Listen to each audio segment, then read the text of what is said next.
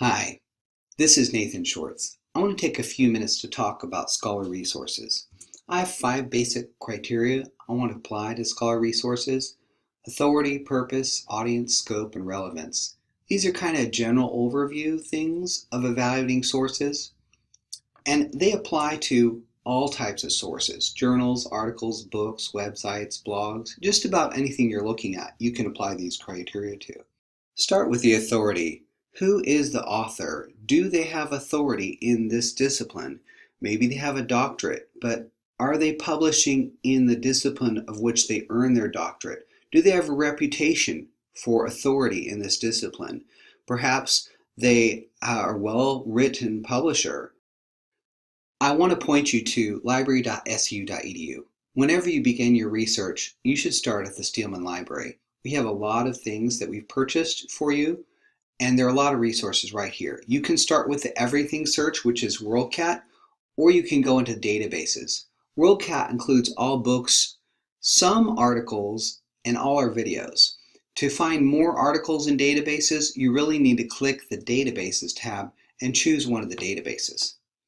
Whenever you go into a library database, you're using a subscription resource. The library has provided for you many excellent scholarly and research databases.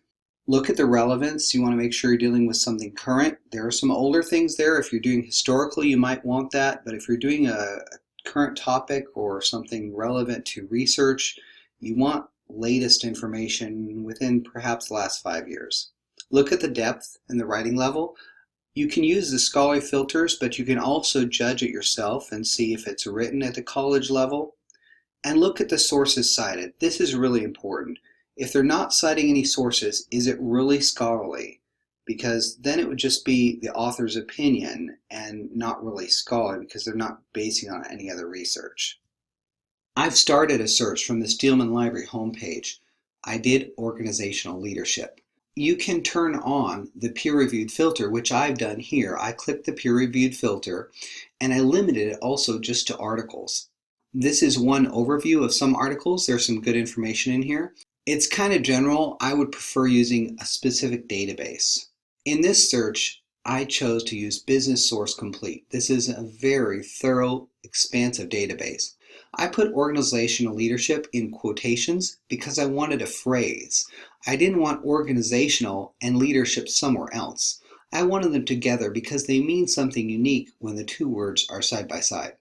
I chose to limit this to scholar peer-reviewed journals and limit the publication date. I found this journal article that I really like. It's published by Sage and it comes from the International Journal of Business Communication.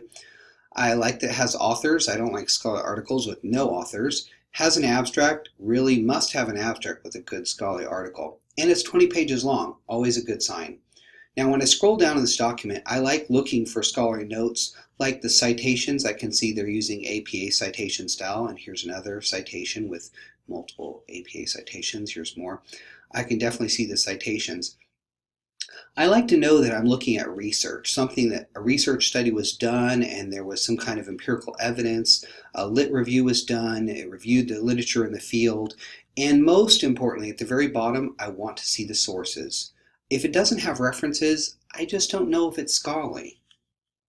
When you look at websites, again, look at the authority, the purpose, scope, and the audience. Same things. You want to look at who owns the website, who's behind the website.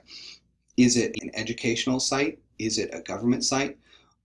.orgs and .coms can be just about anybody. So you really need to look at the depth and the research and who's behind it. Is it just clickbait?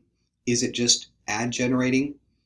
And again, look at the date and relevancy of the publication. Some good sites are usually university presses. Springer and JSTOR and Sage are great scholarly resources. So if you see those publishers, you're probably looking at good information. I use Google Scholar sometimes, and it gives me some interesting facts. My favorite piece is the cited by. This helps me tell how pinnacle a research article is because many other authors are using it. Look at the authority, look at the purpose, go through the article and judge it yourself and see if you think it is relevant and scholarly and something worthy of your citation. Thank you again. Have a great day.